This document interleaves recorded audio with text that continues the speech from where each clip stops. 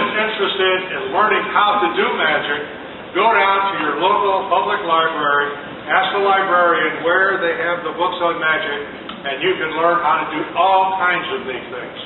In fact, the other day I was reading one of those books, and it said that if you stood in front of a group of people that all believed in magic, you could take an ordinary piece of rope and throw it out, and a knot would appear at the far end. So let's see what happens. Here we go. 1, 2, 3, and there's somebody out there not believing in magic. Okay, do it again. 1, 2, 3, and there's our... I'm sorry, that's my fault. Now you got to throw it up. 1, 2, 3, and there's a knot.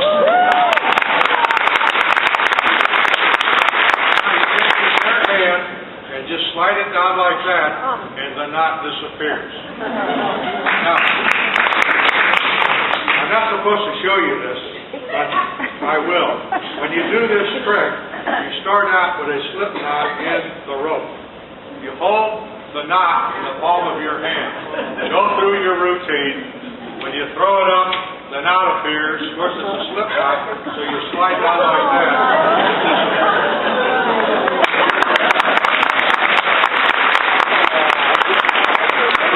Now, back in 1942, when I was trying to get into kindergarten, the only thing you had to know was how to tie your shoestrings.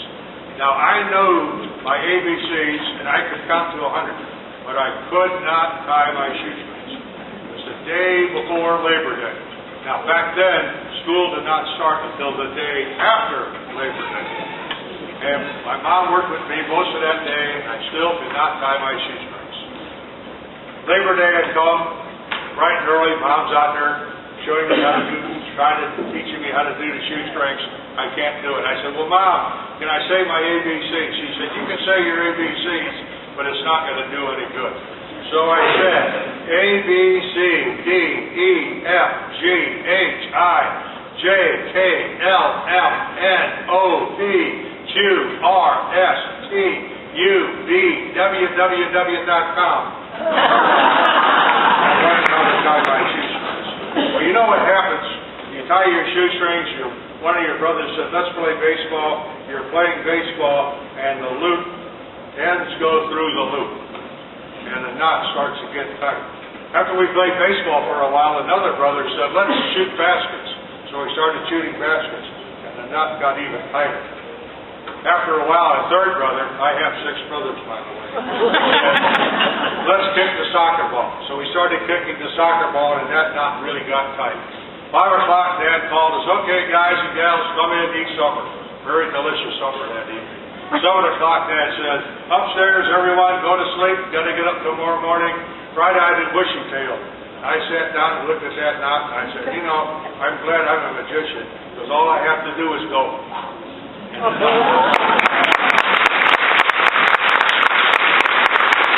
I got out of kindergarten, got out of grade school, got out of high school, went to work for Frisco Railroad, got laid off after 16 months, went to work for Union Electric, joined the military. Spent 23 years in the military, 39 years at Union Electric, and I retired. Now I get to do nice things, like my wife asked me the other day to go to the store. She said, honey, she always calls me honey, I want you to go to the store and buy 3 pieces of rope. So I went to the hardware store, and I bought a long piece of rope, and I bought a middle-sized piece of rope, and I bought a short piece of rope. And I got home, and my wife said, anybody that knows anything about rope knows that when you buy rope, you buy them all the same length. I remember one of my high school teachers said, if the ends are equal, everything is equal. So I made the ends of the rope equal. My wife took one look at it, and she said, but the loops aren't equal. And I said, we can fix that. Just reach in there like so, and now the loops are equal. Loops are equal, ends are equal. That means the ropes are equal. I've got one rope.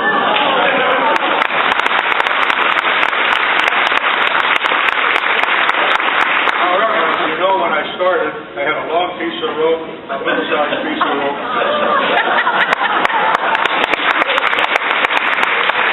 Now, all my shows, I always have a lecture. Tonight we're going to give you a lecture on ropes.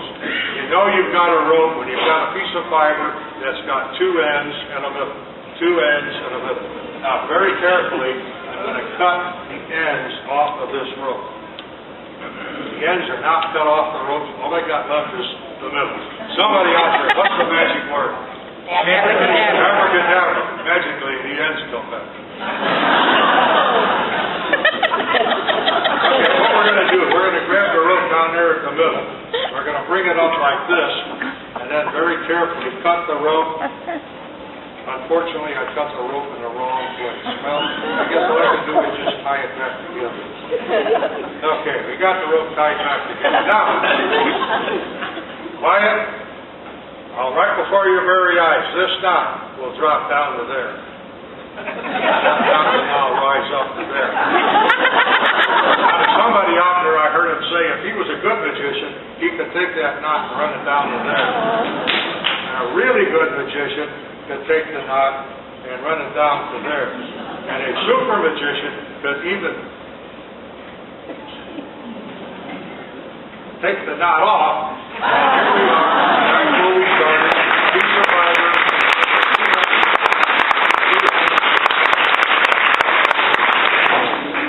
I also like to tell a story. And tonight I'm going to tell the story of Robin Hood. Robin Hood lived a long time ago. He lived during the Dark Ages. We know they were the Dark Ages because there were a lot of knights running around. Now, Robin Hood stole from the rich and gave to the poor. We don't do that anymore. Well, maybe we do. It's called government. But I need somebody to come up and play Robin Hood. Would somebody volunteer to play Robin Hood? We got one. You got one. Bring him over here. And how are you today? All right. You're all right. Now, one thing you got to remember, zombies are on the stage, you have to face the front. Because if people start throwing apples and oranges, you want to make sure you see them, okay? Mark, how are you doing, Mark? All right. You're okay. Have you ever shaken hands with a magician before? No. You are not. No.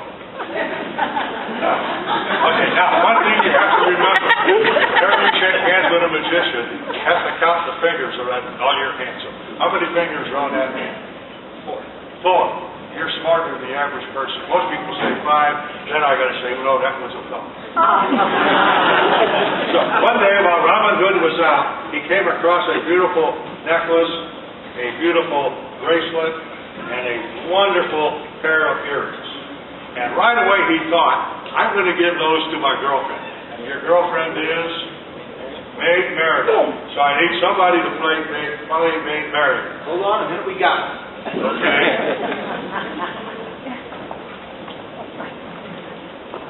And your name is? Bessie, that's a pretty name.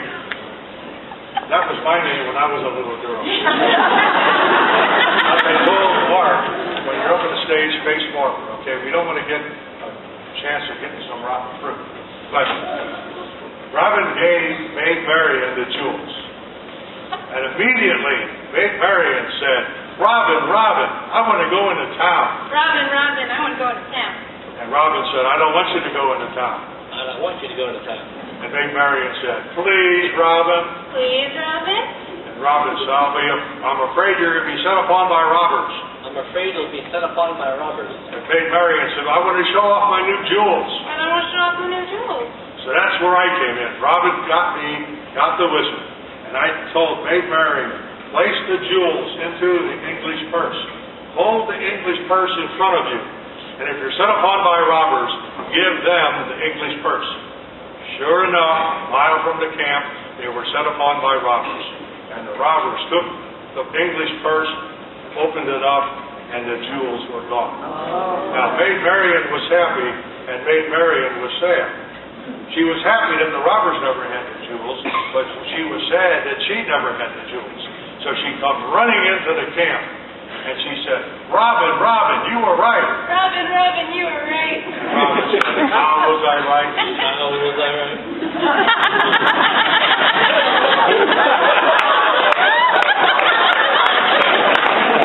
And Maid Marian said, we were set upon by robbers. We were set upon by robbers. And Robin said, what did you do then?